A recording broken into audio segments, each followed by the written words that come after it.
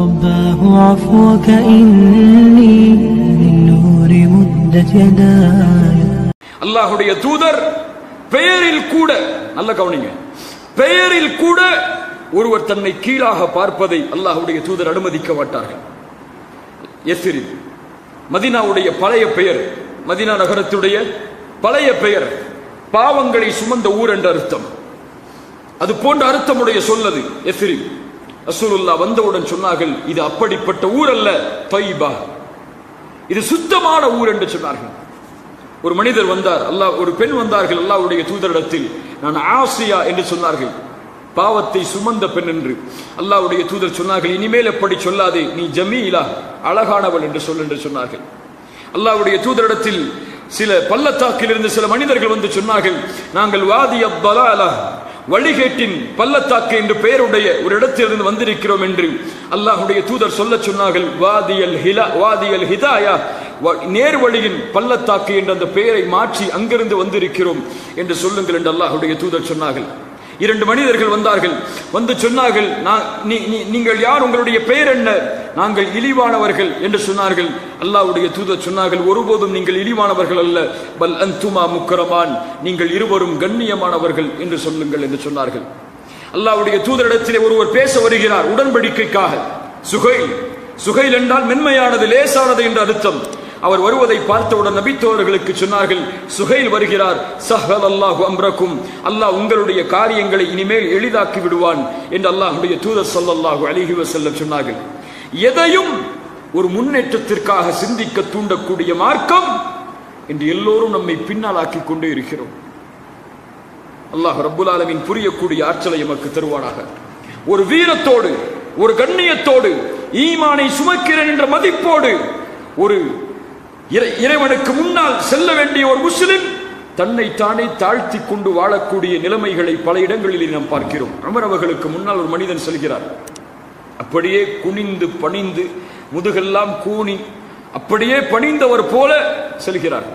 Umar அவர்கள் அவரை பார்த்தவுடன் சொன்னார்கள், நீ இஸ்லாமை மரணிக்க செய்து விடாதே, இஸ்லாமை நீ மரணிக்க செய்து விடாதே. இர்ஃபா ரஅஸக் ஃபஇன்னல் இஸ்லாம் லைஸ பிமரீத், நோயாளிகளை கொண்டு இஸ்லாம் அல்ல, எழுந்து செல், நிமிர்ந்து செல் என்று உமர் இப்னுல் கத்தாப் ரலியல்லாஹு அன்ஹு அவர்கள் சொன்னார்கள். அல்லாஹ்வுடைய தூதர் ஒருவருடைய தோற்றத்தில் கூட குறை இருக்கக்கூடாது என்று விரும்பினார்கள். ஒருவர் தலையை சீவாமல் வந்தால் தூதர் சொன்னார்கள், இவருக்கு சீப்பை கொடுத்து தலையை சீவ சொல்லுங்கள். ஒருவர் ஆடையில் தான் விரும்பிய ஆடையை அணிவதை, ஒருவர் காலணியில் தான் விரும்பிய காலணியை அணிவது பெருமை அல்ல, அது அவரின் விருப்பம் என்று அல்லாஹ்வுடைய தூதர் ஸல்லல்லாஹு அலைஹி வஸல்லம் அவர்கள் சொன்னார்கள். அல்லாஹ்வுடைய தூதருடைய வாழ்க்கையில் இப்படி எத்தனையோ உதாரணங்களை பார்க்கலாம். தோல்வி வந்தால் அதில் துவளக்கூடிய சமூகம் அல்ல, வெற்றியை நோக்கி அடுத்த படிக்கட்டாக அந்த தோல்வியை ஆக்கிக் கொண்டு நடைபயணத்தை மேற்கொள்ள வேண்டிய சமூகம். இவ்வளோ பிரச்சனை இருக்கு நம்மளை சுத்தி, இவ்வளோ சோதனைகள் இருக்கிற நம்மளை சுத்தி, இவ்வளோ எதிர்ப்புகள் இருக்கிற நம்மளை சுத்தி, நாமெல்லாம் ரொம்ப மைனாரிட்டியா இந்த பூமியில வாழ்றோம். இப்படியே பேசி பேசி தன்னை தாழ்த்தி கொண்டே போகக்கூடிய நிலைமைகளை பார்க்கிறோம். பத்ருடைய போர்க்களம் மிகப்பெரிய வெற்றி முஸ்லிம் சாம்ராஜ்யத்துக்கு. உஹதுடைய போர்க்களம் அப்படியே நேர்மாறாக வருகிறது. தோல்வியின் விளிம்புக்கே ஒரு சமூகம் செல்லுகிறது. அந்த போர்க்களத்திற்கு பிறகு இறக்கப்பட்ட வசனம் என்ன தெரியுமா? இறைவன் அவர்களை மேலும் இழச் சொல்கிறான், வலா தஹிரு வலா தஹ்சனு வ அன்துமுல் அலௌன இன் குன்தும் முஃமினீன். நீங்கள் கவலைப்படாதீர்கள், நீங்கள் பயந்து விடாதீர்கள், நீங்கள் தான் உயர்ந்தவர்கள், நீங்கள் முஃமின்களாக வாழ்ந்தால், இறை நம்பிக்கையை ஏற்றுக்கொண்டு வாழ்ந்தால் நீங்கள் தான் உயர்ந்தவர்கள். அந்த நம்பிக்கை அவர்களிடத்தில் இருந்தது. படைத்த இறைவன் உங்களோடு இருக்கும் வரை ஏன் கவலை என்ற கேள்வி அவர்களிடத்தில் இருந்தது. எதிரிகள் எல்லாம் உங்களுக்கு எதிராக ஒன்று கூடிவிட்டார்கள், பயந்து கொள்ளுங்கள் அவர்களை. ஹஸ்புனல்லாஹ், இறைவன் ஒருவன் எங்களுக்கு போதுமானவன் என்று நபித்தோழர்கள் தங்களுடைய நாவால் சொன்னார்கள். 50 வாள்கள் அந்த குகைக்கு முன்னால். குகையில் இருந்தவர்கள் இருவர், முஹம்மது ரசூலுல்லாஹ், அபூபக்கர் சித்திக் ரலியல்லாஹு அன்ஹு. அபூபக்கர் அவர்கள் சொன்னார்கள், யா ரசூலல்லாஹ், குனிந்தால் எம்மை பார்த்து விடுவார்கள், 50 வாள்கள் சுற்றி இருக்கிறது. அப்போது சொன்னார்கள், லா தஹ்சன் இன்னல்லாஹ மஅனா, கவலை கொள்ளாதே அபூபக்கரே, எம்மோடு அல்லாஹ் இருக்கிறான். முன்னால் கடல், பின்னால் ஃபிரௌன். மூசா அலைஹிஸ்ஸலாமுடைய சமூகம் சொன்னது, மோசஸுடைய சமூகம் சொன்னது, மோசஸே எங்களை நீங்கள் கைவிட்டு விட்டீர்கள். சொன்னார்கள், கல்லா இன்ன மஇய ரப்பி சயஹ்தீன். ஒருபோதும் அல்ல, என் இறைவன் என்னோடு இருக்கிறான், அவன் எனக்கு வழிகாட்டுவான். இந்த நம்பிக்கை கடலை பிளக்க வைத்தது. ஒரு வார்த்தை தான் அது. அந்த வார்த்தையை சுமந்தவர்களாக மாறுங்கள். எந்த துறையிலும் முன்னேறுவதாக இருந்தாலும் ஒரு தனித்துவம் உங்களுக்கு தேவை. விளையாட்டா அதில் நீங்கள் முன்னேறுவதா, அதில் நீங்கள் சிறந்தவர்களாக மாற வேண்டும் என்று மார்க்கம் விரும்புகிறது.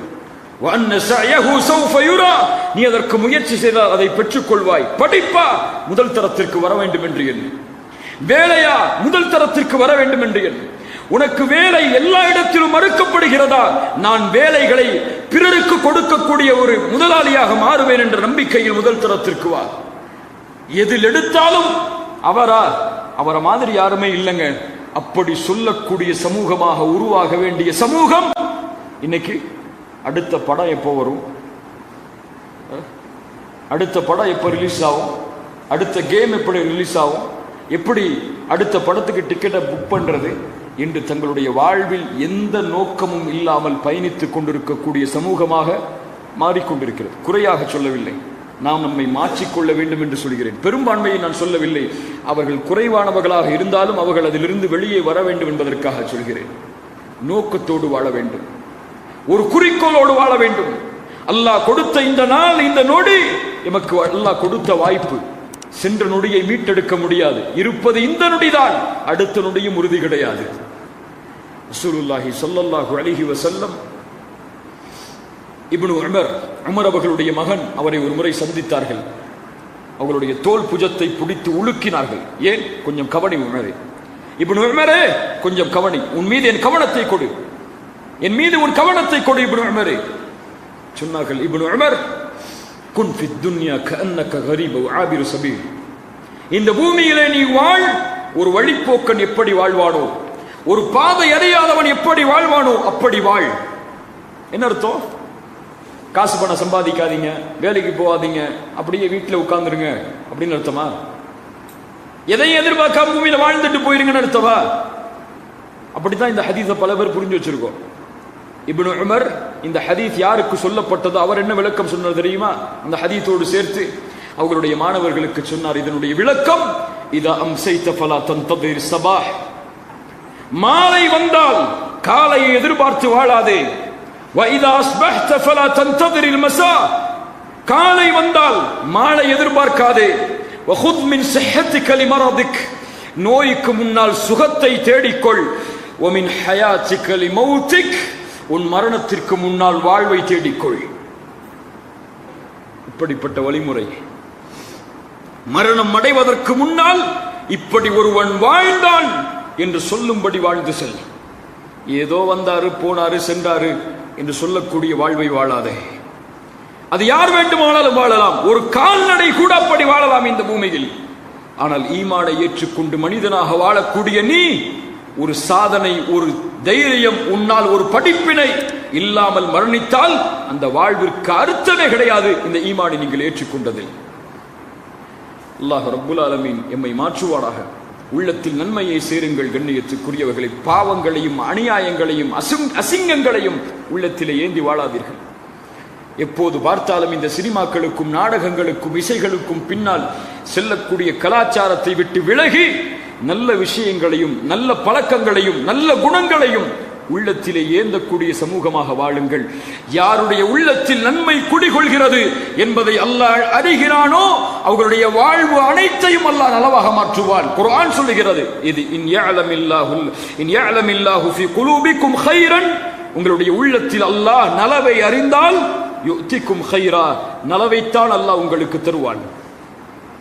எல்லோரின் மீதும் நல்லெண்ணம் கொண்டவர்களாக, எல்லோரும் முன்னேற வேண்டும், அந்த பாதையில் நானும் செல்ல வேண்டும் என்ற எண்ணத்தோடு வாழுங்கள். எல்லோரின் நோக்கமும் ஒன்றுதான். யார் முன்னேறினால் என்ன? சத்தியம் உயர்த்தப்பட வேண்டும், அதுதான் முக்கியம்.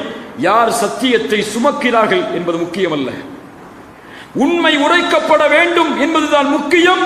யார் உண்மையை சொல்கிறார்கள் என்பது முக்கியம் அல்ல. அது யார் வேண்டுமானால் இருந்தாலும் அவர்களுக்கு பின்னாலோ அல்லது அவர்களை விட சிறந்தவர்களாகவோ வாழ வேண்டும் என்று நினைப்பதுதான் ஈமானை ஏற்று வாழக்கூடிய ஒரு முஸ்லிமின் வாழ்க்கையாக இருக்கும். கண்ணியமான முறையில் இந்த உலகத்திலே கையாளுங்கள். எல்லா பிரச்சனைகளையும் ஒருவரை இழிவுபடுத்தி தான் முன்னேறுவது மனிதனுடைய குணம் அல்ல. இஸ்லாம் எமக்கு காட்டக்கூடிய வழி அல்ல. ஒரு சகோதரன் இழிவடைந்து நான் கண்ணியம் அடைவது உலகத்தில் எதற்கும் பலனளிக்காத ஒன்று. ரசூலுல்லாஹி ஸல்லல்லாஹு அலைஹி வஸல்லம் சொன்னார்கள், ஒரு சகோதரனுடைய கண்ணியம் பாதிக்கப்படும் பொழுது, ஒரு சகோதரனுடைய கண்ணியம் இழிவான முறையில் பேசப்படும் பொழுது, யார் அதை விட்டு தன்னை திருப்பிக் கொள்கிறானோ அல்லாஹ் அவனுடைய முகத்தை நரகத்திலிருந்து திருப்பிக் கொள்கிறான். ஒருவரை பற்றி ஒருவர் தவறாக பேசுகிறார், அந்த இடத்திலிருந்து எனக்கும் இதற்கும் சம்பந்தம் இல்லை, அவர் நல்லவர் தான், அவருடைய கண்ணியத்தை பாழாக்காதீர்கள் என்று அந்த இடத்திலிருந்து அவர் கலைந்து சென்று விட்டால் இவருடைய முகத்தை அல்லாஹ் நரகத்திலிருந்து திருப்புகிறான். இந்த பூமியில் யாருக்கும் தொல்லை கொடுக்காமல் ஒருவர் வாழ்ந்தால் அவரை அல்லாஹ் சொர்க்கத்தின் வாரிசாக மாற்றுகிறான். இறை தூதருக்கு முன்னால் ஒரு மனிதர் வருகிறார். 3 நாள் அல்லாஹ்வுடைய தூதர் தொடர்ந்து சொன்னார்கள், இவர் சொர்க்கவாதி, இவர் சொர்க்கவாதி, இவர் சொர்க்கவாதி. ஒரு நபித்தோழருக்கு ஆட்சியம். அவரை பின்தொடர்ந்தார்கள். 3 நாட்கள் அவரோடு தங்கி இருந்தார்கள். என்ன செய்கிறார் இவர் சொர்க்கவாதி என்று அடைவதற்காக? 3 நாளும் பெரிதான ஒரு வணக்க வழிபாட்டை அவரிடத்திலே பார்க்கவில்லை. 3வது நாள் அவரிடத்திலே சென்று சொன்னார்கள், உன்னை இறை தூதர் சொர்க்கவாதி என்று சொன்னார்கள், ஆனால் வித்தியாசமான எந்த அமலும் உன்னிடத்திலே நான் பார்க்கவில்லை, என்ன செய்கிறாய்? அப்போது இந்த மனிதர் சொன்னார், என்னுடைய உள்ளத்தில் இந்த உலகத்தில் யாரை பற்றியும் தவறான எண்ணம் கிடையாது. நான் விழிக்கும் பொழுதும் உறங்கும் பொழுதும் என் உள்ளம் சுத்தமான நிலையில் யாரை பற்றியும் தவறான எண்ணம் இல்லாமல் நான் உறங்குகிறேன். யாருடைய முயற்சியும் யாருடைய உழைப்பும் எனக்கு ஒருபோதும் பொறாமையை தராது. இதனால் ஒருவேளை நான் அந்த பாக்கியத்தை அடைந்திருக்கலாம் என்று அந்த மனிதர் கூறினார். பிறருடைய கண்ணியம் உயர்த்தப்படுவதற்காக வாழுங்கள்.